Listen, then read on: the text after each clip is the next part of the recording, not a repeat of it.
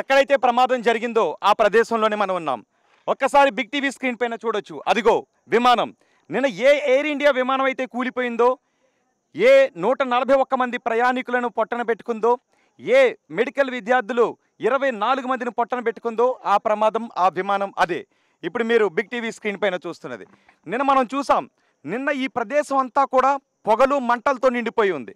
ఇప్పుడు ఇది big TV మాత్రమే ఈ ప్రదేశానికి ఎక్స్క్లూజివ్గా రాగలిగింది.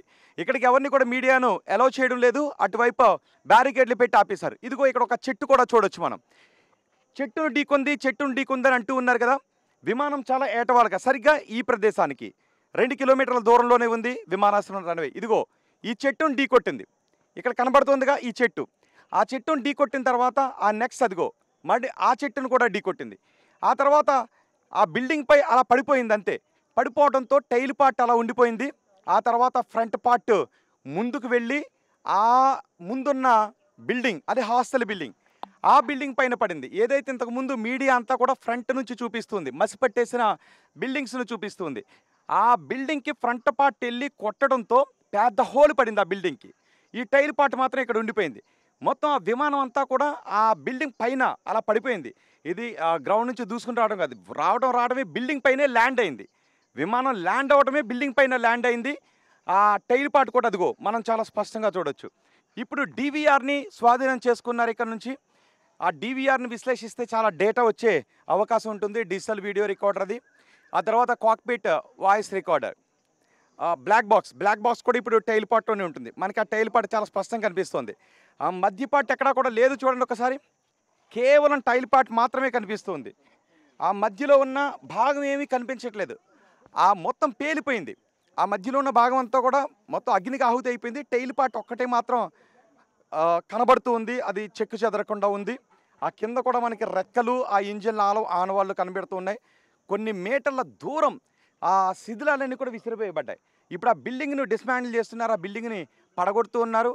ఆ బిల్డింగ్ను గోడలన్నీ కూడా తొలగించిన తర్వాత ఆ విమానం లోపలికి వెళ్ళి, ఆ విమాన శిథిలాల లోపలికి వెళ్ళి ఆ శిథిలాల లోపల ఉన్న మృతదేహాన్ని ఇప్పుడు బయటకు తీయబోతున్నారు. అంతేకాదు బ్లాక్ బాక్స్ని, మరి ముఖ్యంగా ఇక్కడ బ్లాక్ బాక్స్ వస్తేనే, బ్లాక్ బాక్స్ దొరికితేనే చివరి నిమిషంలో పైలట్ ఏం మాట్లాడాలనుకున్నాడు ఏటీసీతో అనే వివరాలు తెలిసే అవకాశం ఉంటుంది. ఏటీసీకి పైలట్ చెప్పాడు, మేడే కాల్ అనే కాల్ వార్నింగ్ సైన్ ఇచ్చాడు. మేడే అంటూ 3 సార్లు చెప్పాడు, మేడే అని. ఇక అది ఎమర్జెన్సీ అని అర్థమైపోయింది, ఏదో పెద్ద ప్రమాదం జరిగిందని. చూడండి ఒకసారి, ఇదిగో ఒక ఫ్లైట్ వస్తుంది. ఈ ఫ్లైట్ అన్ని పాత కూడా ఇటే అనమాట. నిజానికి ఈ ఫ్లైట్ టేక్ ఆఫ్ తీసుకున్న తర్వాత ఇటే వెళ్తాయి, కానీ ఈ ఫ్లైట్ మాత్రం ఎగరలేకపోయింది. అందుకే అక్కడికి వచ్చి ఇప్పుడు వెళ్తున్నది ఎయిర్ ఇండియా విమానం, ఈ ఇండిగో విమానం వెళ్తుంది. ఇప్పుడు ప్రమాదానికి గురైంది ఎయిర్ ఇండియా విమానం. సో ఇక్కడికి వచ్చిన తర్వాత ఎగరలేకపోయింది. ఆ ఎగరలేక డైరెక్ట్ వచ్చి ఆ బిల్డింగ్ పైనే ల్యాండ్ అయింది. ఆ సమయంలో అక్కడ మెడికల్ విద్యార్థులు భోజనాలు చేస్తున్నారు. వాళ్ళు 24 మంది ప్రాణాలు కోల్పోయారు. ఇంతకుముందు ప్రధాని మోదీ కూడా ఇక్కడికి వచ్చారు. ఇప్పుడు ఆ కనిపిస్తున్న ఆ టైల్ పార్ట్ దగ్గరికి వచ్చారు. అదంతా కూడా ఆయన కలిదిరిగి చూశారు ఇక్కడ ఏం జరుగుతుంది అని. ఆ తర్వాత హాస్పిటల్ దగ్గరికి వెళ్ళారు. ఆ హాస్పిటల్ ఒకే ఒక్కడు ఎవరైతే బతికారో, సీట్ నెంబర్ 11Aలో ఎవరైతే బతికాడో ఆ వ్యక్తిని కూడా మాట్లాడారు. ఆ వ్యక్తితో కూడా మాట్లాడారు.